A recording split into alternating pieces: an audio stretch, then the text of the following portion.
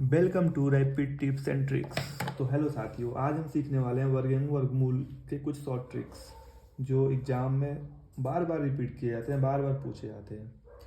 तो जैसे कि ट्रिक्स नंबर 1 हमारा क्या कह रहा है कि root by X plus root के अंदर root by X plus root के अंदर root by X dot dot ये इन्फिनिटी तक दिया हो, तो इसका मान ज्ञात करने के लिए दो अंक चुनें जिनमें एक का अंतर हो तथा जिनका गुणनफल एक्स हो, तो बड़ा अंक उत्तर होगा। अब इसको हम एक एग्जाम्पल से समझते हैं। जैसे रूट में हमारा दे दिया 72 प्लस रूट में 72 प्लस रूट में 72 प्लस डॉट डॉट डॉट कुछ भी दे दिया। तो क्या कह रहा है कि दो अंक चुने जिसमें एक का अंतर हो, तो 72 में तथा जिनका गुणनफल एक्स हो। गुणनफल गुणनखंड भी ऐसे चुने कि जिनमें एक का अंतर हो। तो 72 का गुणनखंड करेंगे 9 और 8 में, तो इनका गुणा भी करेंगे 9 इंटू 8 बराबर 72, और इनका अंतर भी हमारा एक है। 9 में से 8 घटाएंगे तो एक ही आएगा, तो बड़ा अंक उत्तर होगा। तो इसका आंसर क्या होगा? 9 हमारा बड़ा आंसर है, तो 9 हमारा हो जाएगा आंसर। चलिए नेक्स्ट ट्रिक्स पे चलते हैं, ट्रिक्स नंबर 2 पे। ट्रिक हमारा क्या कह रहा है कि रूट में एक्स माइनस रूट में एक्स माइनस रूट के अंदर रूट में एक्स ये दी डॉट डॉट डॉट अनंत तक ये दिया हो। तो अभी इसका प्रीवियस हमने यहाँ पे प्लस था तो वो पढ़ा था, अब ये माइनस है तो इसको समझेंगे। तो इसमें भी ऐसा दो संख्या चुने जिनका गुणनखंड एक्स हो तथा जिनका अंतर एक हो। सेम चीज़ है, इसमें माइनस है तो छोटा अंक जो आएगा वो हमारा आंसर होगा। वहाँ पे प्लस था तो बड़ा अंक हमारा आंसर होता था, यहाँ पे माइनस है तो छोटा हमारा आंसर होगा। इसको एक एग्जांपल से समझते हैं। जैसे दे दिया रूट में 30 माइनस रूट में 30 माइनस रूट में 30। अब इसको हम दो पार्ट में डिवाइड करेंगे गुणनखंड में। तो 30 को ले लेंगे 6 इंटू 5, 30 हो जाएगा। अब इनका अंतर भी एक ही होगा, तो इनमें जो हमारा छोटा अंक होगा वो आंसर हो जाएगा। तो छोटा अंक हमारा ये 5 है, तो हमारा आंसर क्या होगा? 5।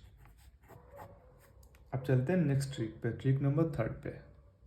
ट्रिक नंबर 3, तो इसको एक एग्जांपल से समझेंगे ताकि और भी आसान हो जाएगी।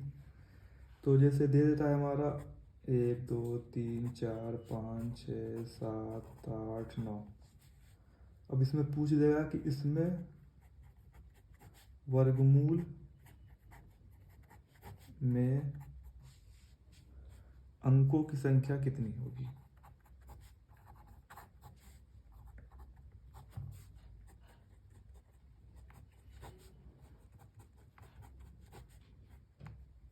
अब ऐसे क्वेश्चन एग्जाम में पूछे जाते हैं। जैसे 121 मान लीजिए दे दिया, हमने एग्जाम्पल ले लिया। अब इसमें वर्गमूल में अंकों की संख्या कितनी होगी। तो 121 हमारा 11 का वर्गमूल है, तो इसमें अंकों की संख्या कितनी हो गई? 2। ऐसे ही बहुत लॉन्ग आपको दे देगा, 1 से लेकर 10 तक, 11 12 13 14 15 कुछ भी दे सकता है। तो उसके लिए शॉर्ट ट्रिक्स होता है। अब इसको हम काउंट करेंगे 1 2, ये हमारा 9 तक है। तो 9 हमारा क्या है? विषम संख्या। ठीक है, तो विषम संख्या के लिए वर्गमूल में अंकों की संख्या कितनी होगी। तो इसके लिए फार्मूला होता है n+1/2। तो n हमारा कितना होगा? 9 तक दी 9 है अंकों की संख्या, तो 9 + 1/2 बराबर 5। इसमें वर्गमूल में अंकों की संख्या 5 होगी। यदि ये ही सम होता है, जैसे 1 2 3 4 5 6 तक मान लीजिए, तो इसमें वर्गमूल में अंकों की संख्या कितनी होगी। तो इसके लिए फार्मूला होता है डायरेक्ट n/2। n हमारा कितना है? 6/2, इसमें होगा 3। इसको एक एग्जांपल से भी समझ लेते हैं। तो जैसे मान लीजिए दे दिया 400। अब पूछ रहा 400 में वर्गमूल में अंकों की संख्या कितनी होगी। तो 400 हमारा इसमें 3 डिजिट है, तो 3 हमारा क्या होगा? विषम। तो विषम के लिए फार्मूला है n+1/2। n हमारा कितना है? 3 + 1/2 बराबर होगा ये 3 1 4/2 2। इसमें अंकों की संख्या कितनी आएगी 2। 400 किसका वर्गमूल होगा 20 का, तो इसमें अंकों की संख्या 2 है। अब यही एक विषम वाला देखते हैं, जैसे 100 जैसे हम देख लेते हैं 64 ही देख लेते हैं। तो इसमें n बराबर हमारा कितना है 2, तो इसका फार्मूला क्या होता है n/2। n कितना है 2/2 बराबर 1। इसमें अंकों की संख्या कितनी होगी 1। 64 हमारा कितने का वर्गमूल होता है 8 का, तो इसका आंसर आ जाएगा 1।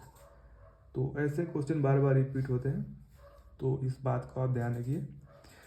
तो वीडियो अच्छा लगे तो लाइक और शेयर जरूर करें, दोस्तों के साथ सब्सक्राइब जरूर करें। धन्यवाद।